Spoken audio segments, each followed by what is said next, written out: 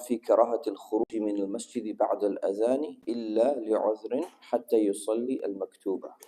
So the chapter on the dislike of leaving from the masjid after the adhan has been called, unless you have some excuse, until you have prayed the required prayer.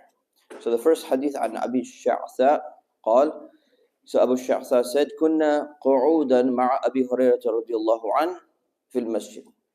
So he said, we were sitting with Abu Huraira inside the masjid, and he's one of the companions of the Messenger of Allah. فأذن المؤذن. So the mu'azzin, the person who calls the adhan, he made the call to prayer. فقام رجل من المسجد يمشي. So one guy got up and he started walking away. فأتبعه أبو هريرة بصره حتى خرج من المسجد. So Abu Huraira went and he kept on following him until he left the masjid. فقال أبو Huraira said to him, أما هذا فقد عصى أبا القاسم. As for this guy, he has disobeyed Abu al-Qasim. This is a hadith in Sahih Muslim. So, who's Abu al-Qasim? The Messenger of Allah sallallahu alaihi wasallam. Why is he called that? Abu means father of. Qasim is name of. So did he have a son named Qasim? Yes. What happened to him? He died in his infancy. Right? His both sons died in their infancy. So his nickname or his kunya was Abu al-Qasim. So Abu Huraira goes to this man and he sees that the adhan was called and he leaves and he says, this man has disobeyed Abu al-Qasim. Meaning that this is not something that the Messenger of Allah sallallahu alaihi wasallam would teach.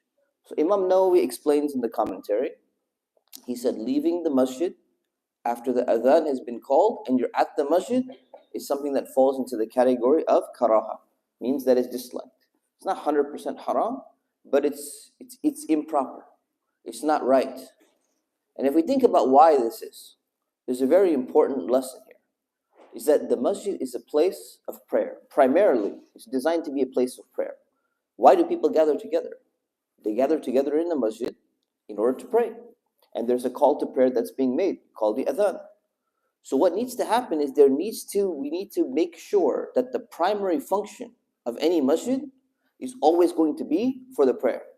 We need to make sure that the mentality of the people, everybody's mentality should be that my primary reason for coming to the masjid is not just to socialize, it's not just to take Islamic classes, it's not just to go and eat at a cafe or something like that.